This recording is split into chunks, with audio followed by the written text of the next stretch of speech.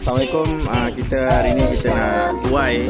Kita tak buat video sebelum ni, tapi kita terus buat video tuai saja sebab dia cepat kita beli kat Shopee. Medina dan Talha nak tolong abang untuk kita tuai cendawan ni. Barakallah. Sangat-sangat serabut ni kita nak tuai dia untuk kita goreng esok, insya-Allah. Katanya boleh tumpah banyak kali, jadi kita tawakal lah. Ada rezeki ada, kita nak belajar. Alhamdulillah. Senang je buat dia.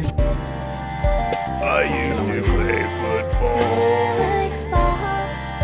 Well, don't protect my head. I have a screen door shield.